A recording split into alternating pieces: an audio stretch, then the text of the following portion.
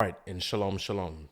So I want to welcome everybody to King James Bible University. Then I'm Micah, evangelist and teacher over here. And today, then we're going to be talking on the subject of polygamy. So just on these YouTube streets and also on other social media platforms where live streaming is capable and you can have an audience, then we're starting to notice more of these male teachers that have these subtle doctrines and they're teaching, for one, and they're teaching on polygamy. And the problem with that is the women that get exposed to these sorts of doctrines, then if they don't have fringes that they can pull out in the days that they end up encountering these false teachers, then if they don't have scripture sets in their mind from continued meditation, or if there is not a neighbor there to end up showing them what the truth is, then it's very easy for then these women, just as trees, to get shaken of that mighty wind. And what'll happen is then they'll end up just getting caught up in a marriage where then it'll cause more grief and more tribulations, because you're in a marriage, for starters, where there are other women there and no man can serve two masters. And that's just a given. And you can see that in Matthew chapter 6 and 24. Then you're either going to love one and hate the other. And that's just how that one is going to go. And, these men that typically, and this is how they do it, then it's usually the men that have large sums, or they have this burning desire just to have more than a woman that they're dealing with at the same time. But going to the guys that have the substance, they've accumulated to themselves in just large materials, then they'll play this narrative of supply and demand. Then they'll play to some of the desires of these women, looking for somebody that has enough wealth to take care of them and children, enough wealth to put them in a better situation. And right after, these women, and they start speaking out of their own mouth what they're looking for, then these men, then they'll play a statistic game where, according to statistics, and there's not too many men that's making over this amount. So then when you do find this type of guy, there's going to be a lot of demand, and there's going to be a lot of competition, and you're going to have to be willing to share. And that's how to get these women, just on that alone. So then this teaching, then we're going to be presenting scriptures so that everybody, then even the men that push this sort of doctrine and this sort of practice, then you will see for the truth and for your own eyes what the scriptures and it says. And at any time, if anybody wants to contest that, then they're more than willing to just leave in a comment below this video. Then I'll see it, and we can set up a Zoom, and we can connect one-on-one, and you can defend your doctrine. So we're going to begin with Matthew chapter 19, and we'll look at verses 4 through 6. And he answered and said unto them, So have ye not read that he which made them at the beginning made them male and female, and said, For this cause shall a man leave father and mother, and shall cleave to his wife, and they twain shall be one flesh. So y'all are one body. Wherefore they are no more twain, but one flesh. What therefore God has joined together, let no man put asunder. Because in the eyes of God, then these two, when they're joined together, then you're one. So no flesh is supposed to be putting any sort of division between this newly joined body. And these members, this male and this female, they are one. Before we move further, then I also want to present a scripture that will show you how this twain functions, because then I don't want anybody to have wiggle room to try and give a definition of what that is based on their own interpretation. So then we're over here on the right side, and we have Matthew, and we'll look at chapter 27 in verse 15 down to 21. Now at the feast, the governor was wont to release unto the people a prisoner whom they would. And they had then a notable prisoner called Barabbas. Therefore, when they were gathered together, Pilate said unto them, So whom will ye that I release unto you? Barabbas, and here's the alternative, or Jesus, so Yahushua, which is called Christ. For he knew that for envy they had delivered him. When he was set down on the judgment seat, his wife sent unto him, saying, So have thou nothing to do with that just man, for I suffered many things this day in a dream because of him. But the chief priests and elders persuaded the multitude that they should axe Barabbas and destroy Jesus. And this is a part that we need to pay attention and focus on, verse 21. The governor answered and said unto them, Whether of the twain will ye that I release unto you? So then it's twain at that foundational level, then that's two. Then whether of the two, you remember they had a choice. It was either Barabbas or the alternative, then that was Yahushua. Then that twain, then it'll run the same way over here in Matthew. So when it's saying twain shall be one flesh, then that's two shall be one body. Then it's not talking about three people becoming in a marriage being one body, or four or more. Then this is one male, one female, then they're joined together. Then it's the same way with doves. Then they only mate once during the life.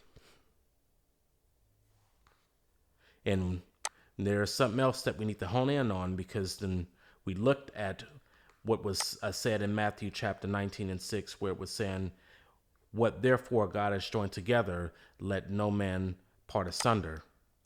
So then we're going to pick it up at Ruth, and we have chapter 1 and verse 17. Where thou diest, will I die, and there will I be buried. So even with the burials, then they're together. The Lord do so to me, and more also, if aught but death part thee in me. So with these two members of this body, then they are joined together in the eyes of God. They're one flesh now that they've been married. So they're one judgment and one mind. We'll head on over to Genesis, and we'll look at chapter 49, and we'll go to verses 30 and 31, and we'll look at something interesting.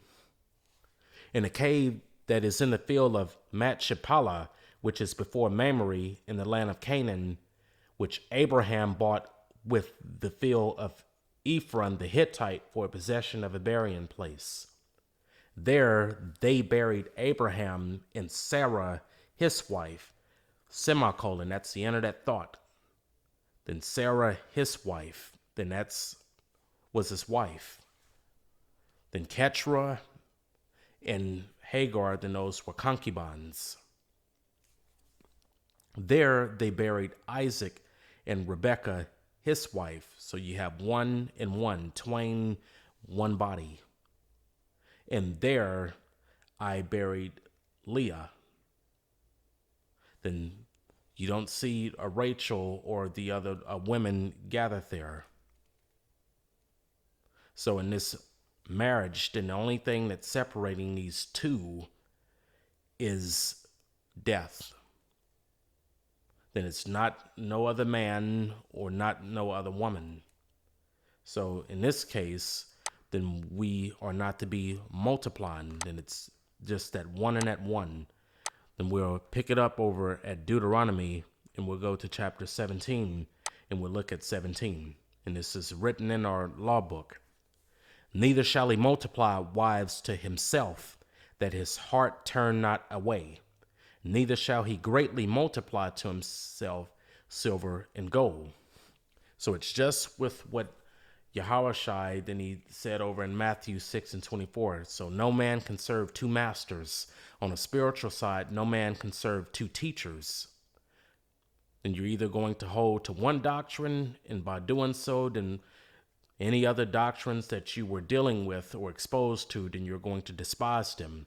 Then you can only hold to one, and the other one that's going to be despised. So on the spiritual side, then you have these spirits, then which they're they're going to bear their own fruits unto you. Then you can't hold on to two because your heart is going to be turned out of the way. Then you can only deal with one. This is why it's saying, neither shall he greatly multiply to himself silver and gold. So in a spiritual sense, then these men and women, then they're going to come with their own bread. They're going to come with their own covering. So you have right here in verses 18 through 20. Well, actually, we'll stop at 19. This is why it says, and it shall be when he sitteth upon the throne, so the judgment seat of his kingdom, that he shall write him a copy of this law in a book out of that which is before the priests, the Levites. And it shall be with him, and he shall read therein all the days of his life. So you're seeking out the book of the Lord and reading and not wanting her mate, that he may learn to fear. So desire the Lord his God and not other teachers, to keep the words of this law and these statutes and to do them. So then you can't serve two teachers. And on this carnal sense, then you're not going to be able to love two at the same time. Then you're going to end up holding one and despising the other. So going just back off of what we have been building up on, since you're married to this one person, y'all are one flesh, you ought to deal justly with that spouse. Then you ought to love them the way that you would love your own body, because y'all are one body. So we have Ephesians chapter 5 and verse 28. So ought men to love, so promise their wives as their own bodies. So he that loveth his wife loveth himself. From there, then we'll head over to 1 Corinthians and we'll go to chapter 7 and we'll look at verse 3. So let the husband render unto the wife due benevolence, and likewise also the wife unto the husband. So then you don't want to be doing anything to your spouse that you wouldn't want done back to you. And you don't want to be doing anything to your spouse that's going to cause them any sort of harm or hurt. And it just goes back to this polygamy, since we're talking about it. That's going to make any person that's having to compete with somebody else for their significant other's attention, it's going to drive them to jealousy, and they're going to be grieved, and they're going to feel hated and despised if that kindness, that love, it's being given to somebody else and they're coming up short. We'll see examples of this. Then we'll head on over to Genesis, because then we can actually qualify that with something. So we'll go on over to Genesis and we'll look at chapter 30 and verse 15. And she said unto her, is it a small matter that thou hast taken my husband? So this is Leah addressing Rachel. Then so you see what type of things and she's saying in this verse. And she said unto her, is it a small matter, a light thing, that thou hast taken my husband? And didn't say our husband, it said my husband, because Leah, then that was the wife. And wouldest thou takest away my son's mandrakes also? And Rachel said, therefore he shall lie with thee tonight for thy son's mandrakes. So then these two, then they were in competition for Jacob's love, because then you can't serve two masters and you can't serve two teachers. then we'll see this up here. Then when we scroll up to Genesis chapter 29. And this is Genesis chapter 29 and verse 30. And he went in also unto Rachel, and he loved also Rachel more than Leah. Then that's the same way with any sort of marriage. Then I don't care then what anybody has to say otherwise. Then in these false marriages that shouldn't be even acknowledged or honored, somebody is going to be held as the wife, and then the other ones, and they're just concubines, and they're going to be esteemed lower. And that right there, then if you're in that latter position where you're just being esteemed lightly, not getting the actual promise, then you're going to feel that. And you sure will. So moving forward, then we're going to now head this in a new direction. Since we're already in Genesis chapter 29, then we're going to head over to verse 15. So we're now going to be focusing more on Laban and also Jacob. So we have Genesis 29 and 15. And Laban said unto Jacob, so because thou art my brother, shalt thou therefore serve me for that. So not means for that. So tell me, what shall thy wages be? And then we have Genesis 29 and 18 through 19. So then we're going to skip down here. And Jacob loved Rachel and said, so I will serve thee 7 years for Rachel, the younger daughter. And Laban said, it is better that I give her to thee than that I should give her to another man. So abide with me. So then just right here in these two verses, and you see that a covenant was already in the works, is being set up and established. That Jacob, then he's going to fulfill then these 7 years, and that's what the return is going to be, that he gets Rachel's hand in marriage. But we need to keep Genesis chapter 29 and 19 in mind, because this is going to end up coming back. So now then we'll head over to verse 20. So when Jacob served 7 years for Rachel, and that's the end of that thought. So he ended up fulfilling his side of the deal. And they seemed unto him but a few days forth. So that's because of the love, the promise that he had to her. And moving from here, then we'll head on over to 21 through 23. And Jacob said unto Laban, so give me my wife, for my days are fulfilled, that I may go in unto her.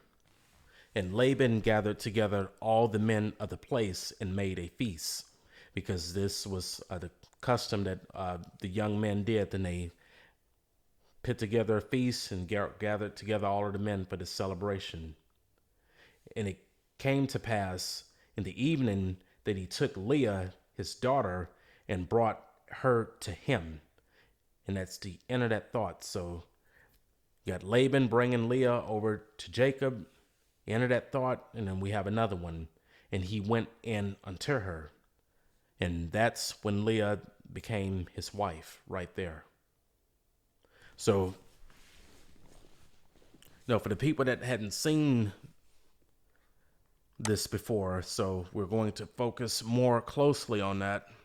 On the other side of the semicolon, where then it said, and he went in unto her.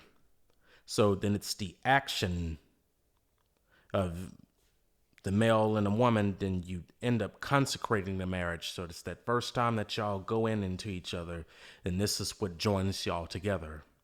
Then it's not as with today, where you have these marriage licenses and you have all of these the paperwork. Then it's actually concerning, the Most High and what he acknowledges and recognizes. It's this right here. Now, for other reasons, it's important to get your marriage licenses and get that other paperwork set in order. However, this right here, when concerning the Most High, that's when you go from two to becoming one body. This is an action right here. And he went in unto her. And we're going to qualify this with scriptures. So we're going to look at other examples. So we're going to head back over to the book of Ruth. And we're going to head over to chapter 4. And we will look at verse 13. So we see this right here. So Boaz took Ruth. So there's the action. We have that comma, so we're getting more clarification on what was just said. And she was his wife. And we have that semicolon, so we're getting ready to get a complete thought on this right here using a full clause. And when he went in unto her, that's what happened. That's how she became his wife. The Lord gave her conception, and she bare a son. So just as with what's over here, when we're looking at what's going on with Jacob and Leah, and it's the same with Boaz and Ruth. Then she became his wife, so went from betrothed to his wife when he went in unto her. So once again, it's that action. Then we'll also see this again. Then we head over to Genesis, and we go to chapter 24, and we'll look at verse 67.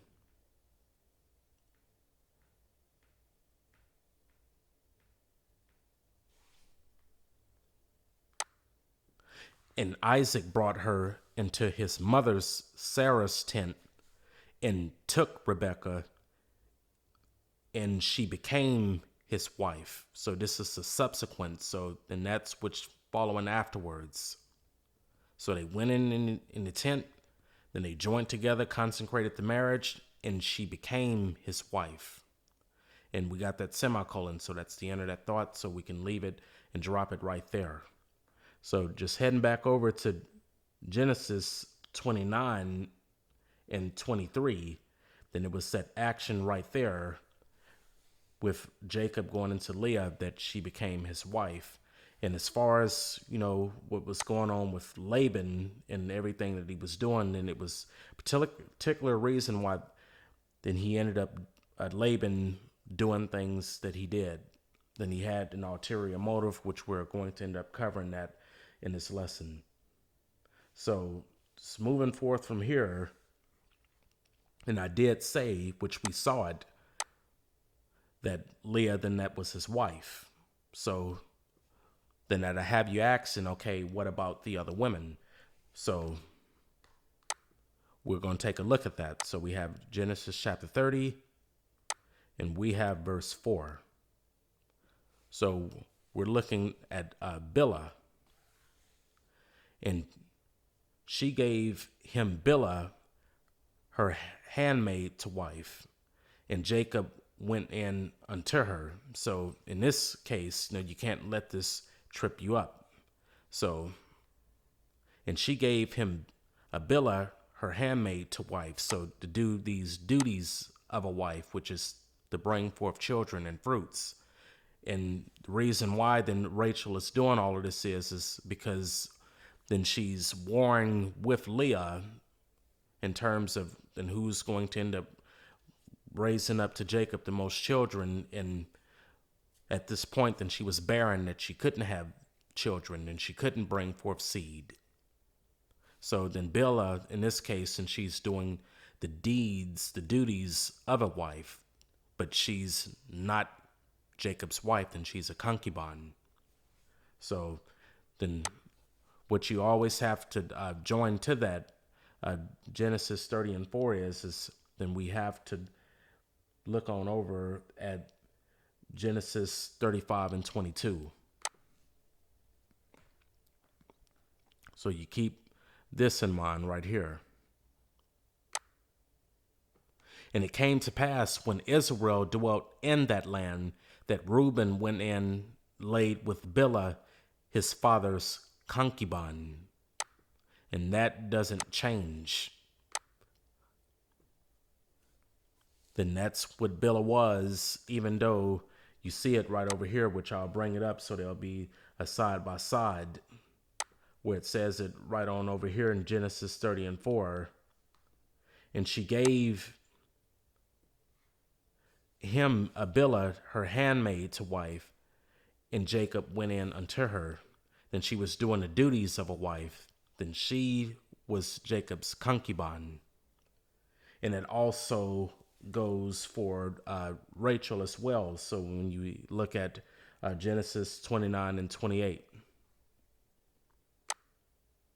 And Jacob did so and fulfilled her week, and he gave him Rachel, his daughter, to wife also. So same with Bilhah.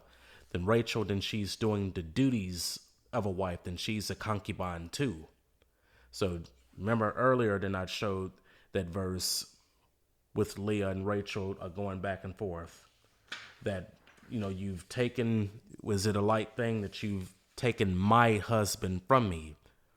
Then there was no sort of confusion of words when Leah was addressing her sister. Then that was her husband, Jacob. So from here, then we'll also look at something else. Since I brought him up earlier, then in Genesis 49, then we'll go to First Chronicles, and we'll look at chapter 1 and verse 32. Now the sons of Keturah, so Abraham's concubine,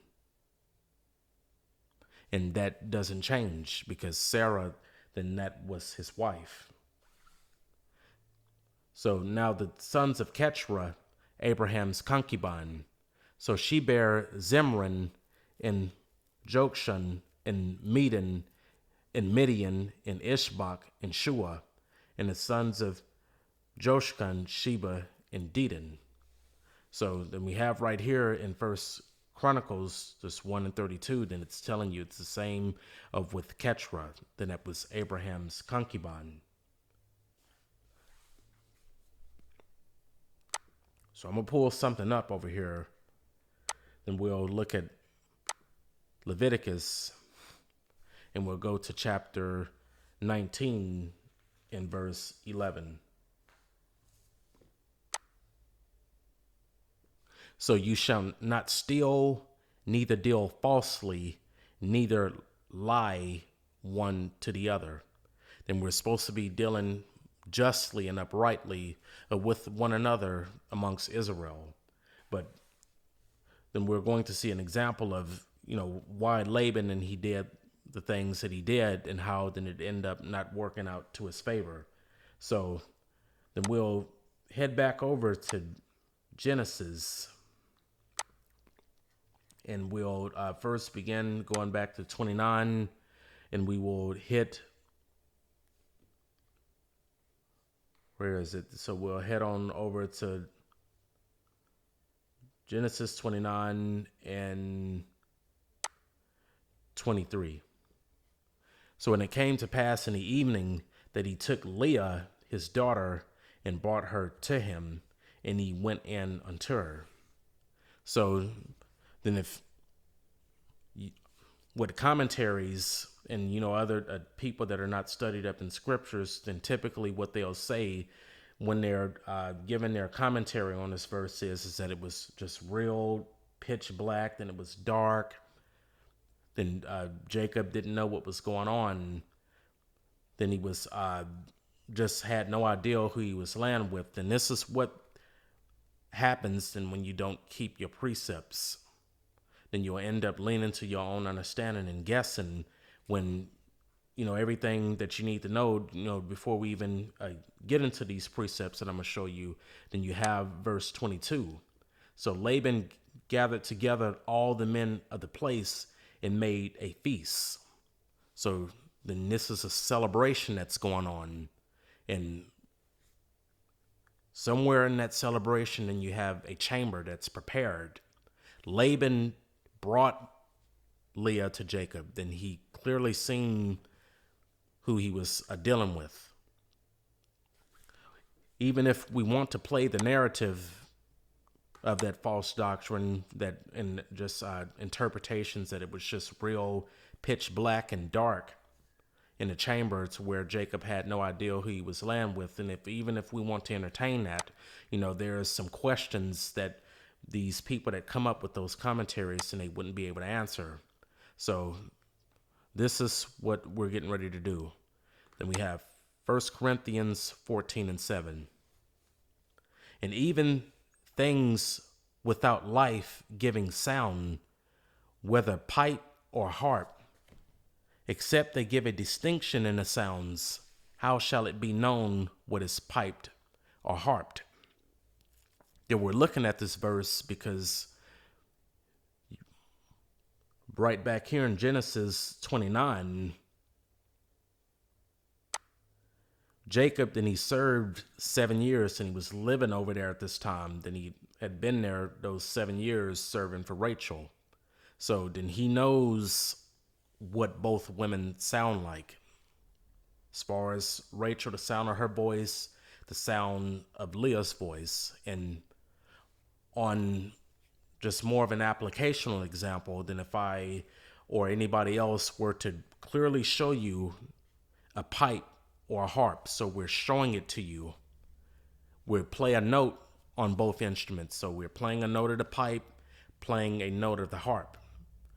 Then once you've seen and heard these things, even if we went into a room that was pitch black, just completely dark, if those instruments were to be played again, doesn't matter whether you can see them or not, then you know what is being played or harped, and you know what instrument is being played, even in a dark setting, because you can tell just by the distinction. And where I'm going with this is, it's not possible for somebody that's not of your spouse to sneak in your chamber and to pretend to be what they're not. Then you're going to be able to tell just by the distinction. They're spirits. And you'll be able to, hold on, so we'll do this right here. So we're going to go to John, and we'll go to chapter 10, and we'll look at verse 5. And a stranger will they not follow, but will flee from him, for they know not the voice of strangers. And it's the same way with what I was going with that example. Then you're going to tell if a voice and it doesn't have the same distinct sound as your spouse's. So we're going with all of that to show you this Leviticus 19:11 with what Laban was doing to Jacob during the time that he was sojourning over there. So we're hitting that back up, Leviticus 19:11. So we're going to hit from here. We're going to go to Sirach, and we'll look at chapter 25 and verse 21. So Sirach chapter 25 and 21. So stumble not at the beauty of a woman, and desire her not for pleasure. From there, then we have something more that we have to pack. So we have James, and we'll go to chapter 1 and verse 14. So, but every man is tempted when he is drawn away of his own lusts and enticed.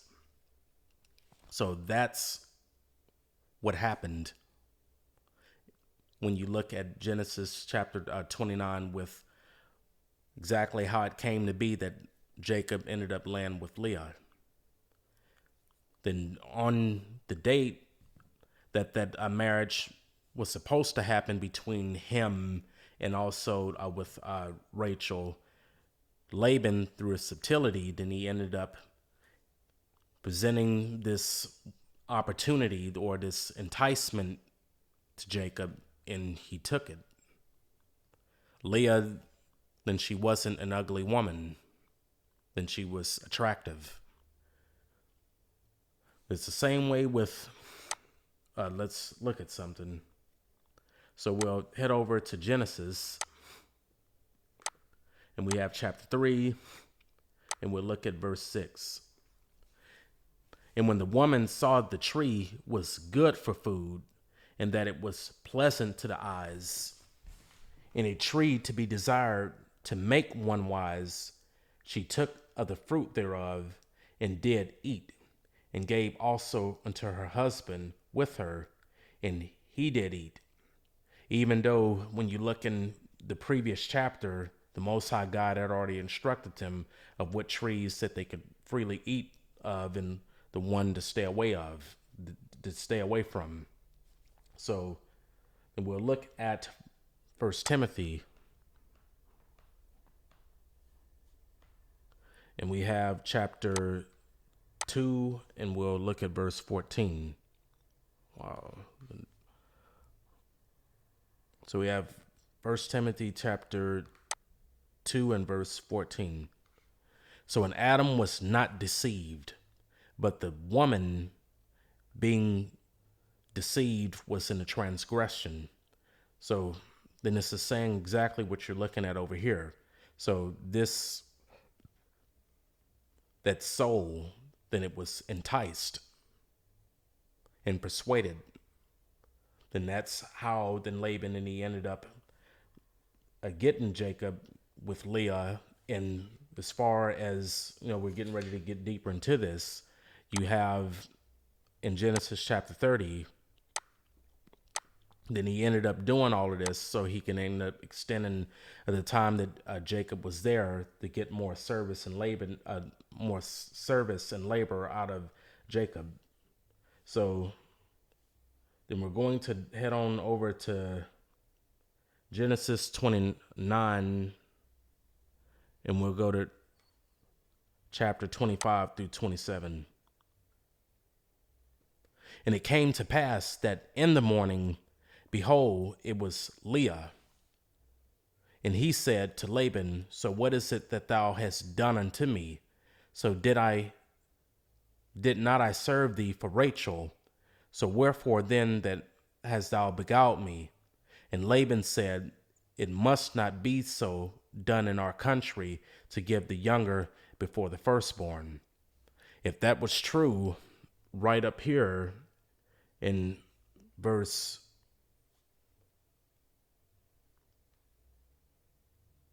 20, well, actually not verse 20, then up here in verse 19, then he would have told him that when Jacob first appointed, was telling Laban what his wages would be. And Laban would have told him that right up front that, hey, in this country, then it's a custom not to give the younger before the firstborn. And he would have told him that right then and there. So this is things that you have to, question and bring forth when you're meditating and looking at what's going on. That if that were the case, would that were a true custom, then he would have brought that up before the contract was established, and he would have done what he did. Then, but through the occasion of stumbling that Laban, then he was able to get Jacob to fall to, then he was able to get another 7 years out of Jacob, more service. And he's doing that because before Jacob showed up, then he had little. Then by the time Jacob had finished serving him, then he had much, because the Most High was blessing Laban, at least for Jacob's sake. So we'll see this over in Genesis chapter 30 and verse 27.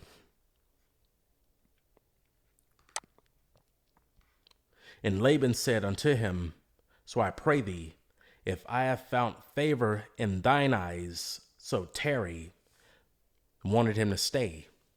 For I have learnt by experience that the Lord has blessed me for thy sake. So because of Jacob, that's why. And he said, appoint me thy wages, and I will give it. Something else that we need to also look at in verse 30. So this is what Jacob said back to Laban.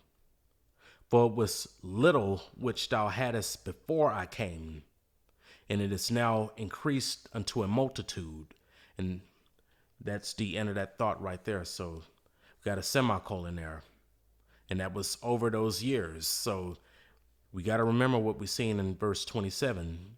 So then Laban, then he learned through experience that the Spirit of God was blessing him because of Jacob being there, serving all of those years. So you're getting to the end of these 7 years, then you're greedy for more increase, which, I'll show it. Let me pull a precept up there. So we have Isaiah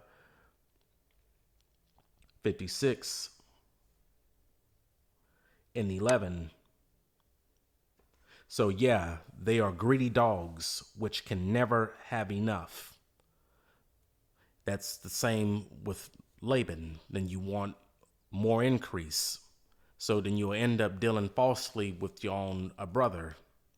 So lying, casting a stumbling occasions to stumble to try and to get more labor and more service, because then he wants this multitude to increase even more. So then another thing that we have to keep in mind with that is then we'll look at Sirach. Then we're going to head over to chapter 13, and we'll look at verse 18. So what agreement is there between the hyena and a dog? Then there's none. And what peace between the rich and the poor? Then there's no peace between the two. Then the rich, then they only want to get richer, and they're going to do that by any means necessary. Then that's even if they have to crush the poor to get it. And this is exactly what was Laban was doing those years that he was dealing falsely with Jacob, which we'll start the bill on this. Then we'll head over to Genesis 31, and we will look at verse 42.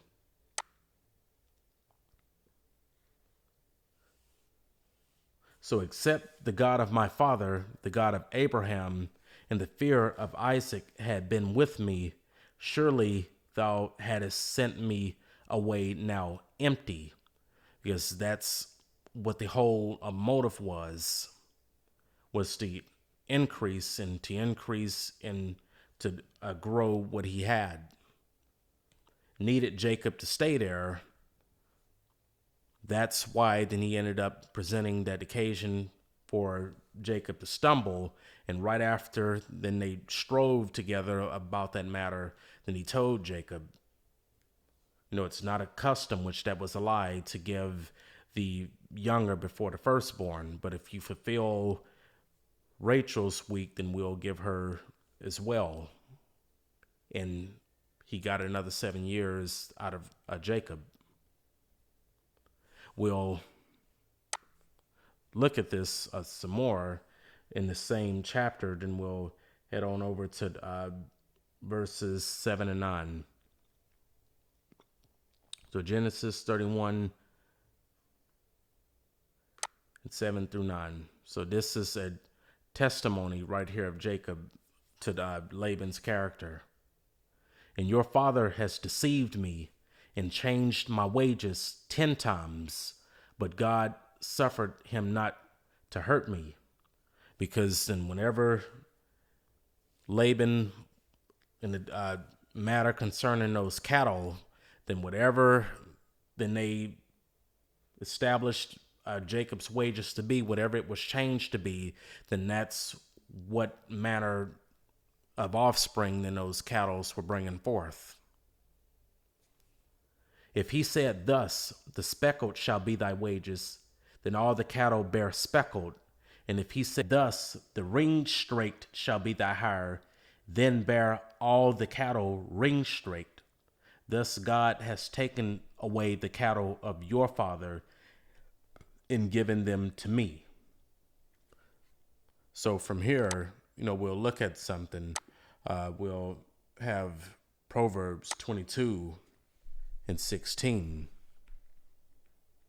because this was a recompense that was happening to Laban because of the false dealings. So he that oppresseth the poor to increase his riches, and he that giveth to the rich shall surely come to want. And in this case, by the time Jacob ended up leaving, which we'll see it in verse 1 of Genesis 31, then all of that glory that Laban had, then it was gone. So let's look at this. And he heard the words of Laban's sons, saying, so Jacob has taken away all that was our father's. And that was the end of that thought. And of that which was our father's have he gotten all this glory. Then this is, pretty interesting, when you look at it, that Laban, then he, from the beginning, from the first covenant that was established, and he had ulterior motives, which then you had seen it, then if it wasn't for the Most High, then Laban and he would have sent them away empty.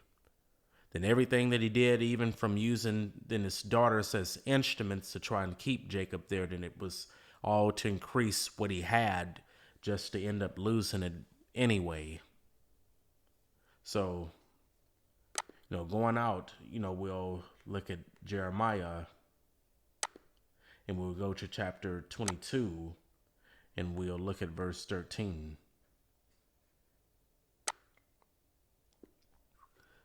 So woe unto him that buildeth his house by unrighteousness, and his chambers by wrong, that uses his neighbor's service without wages, and giveth him not for his work.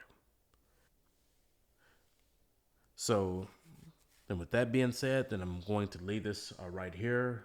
Then there's more precepts that we could look at, but I'm just holding some stuff back. Just wanted to see how this one is going to go forth, and whether people end up showing up to try and contend. And depending on how things go, then we'll end up adding more parts to it.